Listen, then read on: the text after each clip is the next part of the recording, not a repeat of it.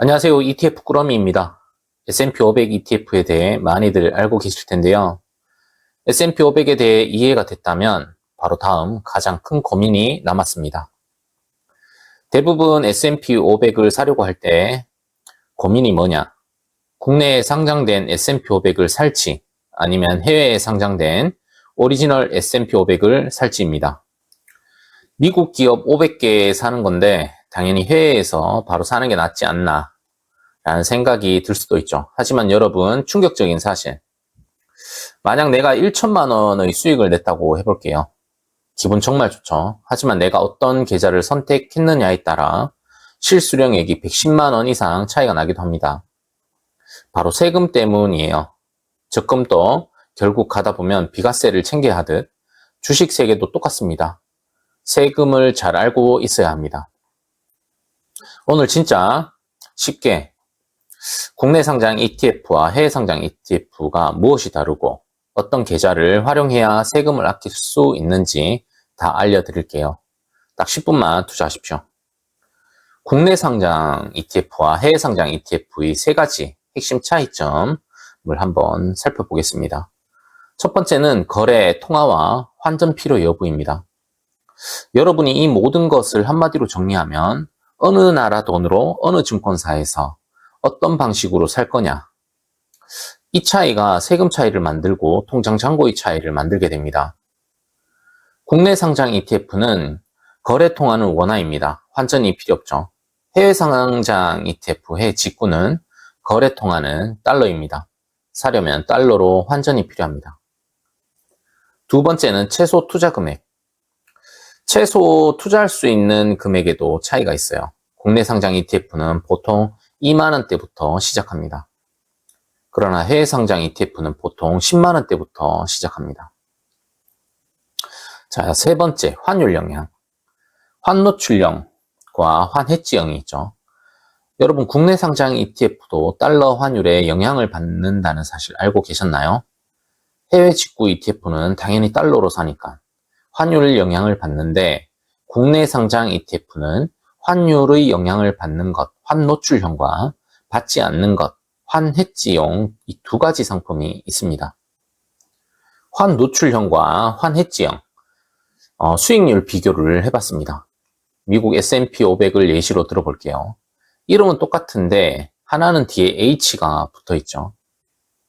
1년간 수익률을 비교해 보면 무려 7% 차이가 납니다. H가 없는 것, 환노출형, 말 그대로 환율에 영향을 받습니다. H가 붙은 것, 환율 변동에 영향을 받지 않도록 설계된 상품입니다. 환율 예측에서 투자하면 되는 거 아니에요? 라고 질문을 하실 수 있는데요. 물론 그러면 너무 좋죠. 하지만 환율 예측은 전문가분들도 어려운 부분입니다. 그래서 저는 장기 투자 관점이라면 H 없는 것, 즉 환율 영향을 자연스럽게 받는 환노출형을 추천드립니다. 정리를 하자면 편하게 투자하고 싶다면 국내 상장 S&P 500 ETF를 추천하고요. 달러 환차익까지 노려보겠다 라고 하시면 해외 직구, 해외 상장 S&P 500을 추천합니다. 자, 이제 좋은 정보 들어갑니다. 바로 절세 관련 정보인데요. ISA, 연금저축, 일반 계좌, 해외 직구의 세금 차이를 모두 보여드리겠습니다. 같은 S&P 500을 사도 어떤 계좌로 사느냐에 따라서 세금이 천차만별입니다. S&P 500 ETF에 투자해서 1천만 원을 벌었을 때 실수령액 기준으로 순위를 나눠본 표입니다. 1천만 원이 그대로 1천만 원 끝이 아니거든요. 세금 떼고 나면 실제 내 통장에 들어오는 돈, 순위는 다음과 같습니다. 첫 번째는 연금저축. 55세 이후 수령을 예고를 했을 때 실수령액의 1위입니다. 두 번째는 ISA. 세 번째는 일반 계좌. 네 번째는 해외 직구. 1위와 마지막의 차이가 무려 110만 원 정도가 되는데요. 왜 110만 원이나 차이가 날까요? 이 110만 원 차이는 바로 세금 부과 방식의 차이에서 옵니다. 1천만 원 수익을 가정했을 때 각 계좌별로 세금 혜택이 얼마나 다른지 한번 보겠습니다. 연금저축은 세금을 나중 연금 수령시로 밀어주고 과세 이연, 이것이 밀어주는 것이 과세 이연입니다. 그때도 5.5% 이하의 낮은 세율을 적용받습니다. 3.3에서 5.5%죠. 해외 직구는 250만 원 공제가 있지만 초과분에 대해 22%의 높은 세율이 즉시 부과됩니다. 1천만 원 수익 시 750만 원에 대한 22%, 165만 원이 세금으로 되죠. 결국 해외 직구 세금 165만 원 마이너스 연금저축 세금 55만 원을 하면 110만 원 이상의 차이가 발생하게 되는 것입니다. 무조건 연금저축을 만들어라가 아니라 정말 실수령액을 보고 내 계좌를 잘 선택하는 게 너무 중요하다는 것을 꼭 말씀드리고 싶었습니다. 자, 이렇게만 보면 뭐야, 해외 직구 안 해야겠네 생각이 들 텐데 여기서 꼭 짚고 넘어가야 하는 게 있습니다.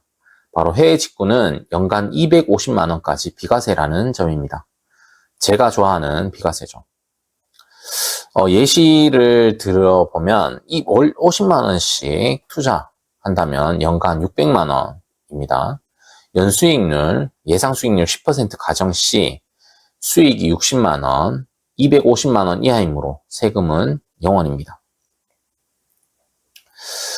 예시 두 번째, 월 100만 원씩 투자 시 연간 1200만 원 투자를 한 것입니다. 예상 수익률 10% 가정 시 수익이 120만 원이 되죠. 이건 역시 250만 원 이하이므로 세금은 없습니다.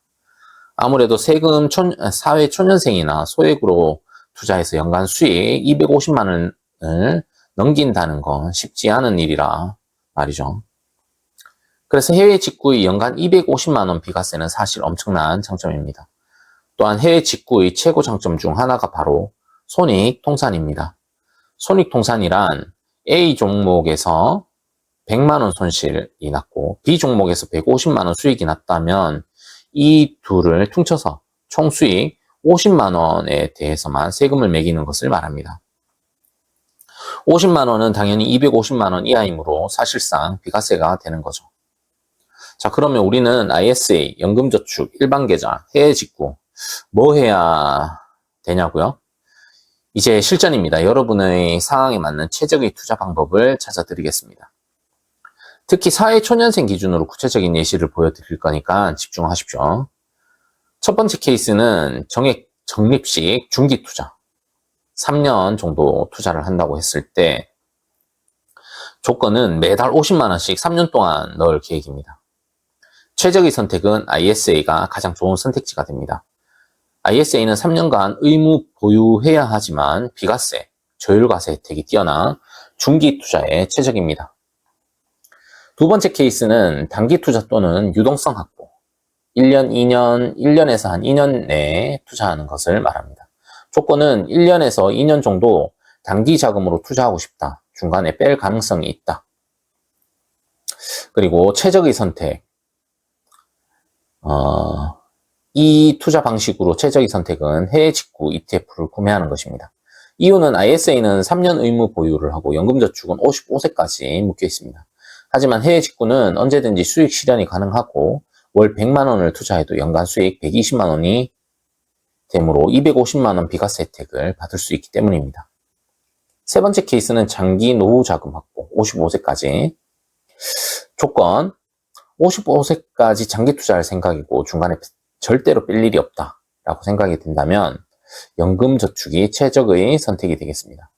이유는 실수령액 1위 위험을 보셨죠. 5.5%의 저율과세에서 3.3%로 점점 낮아지는 연금저축 계좌입니다. ISA보다 훨씬 유리한 연금저축. 게다가 세액공제 혜택이 정말 좋습니다.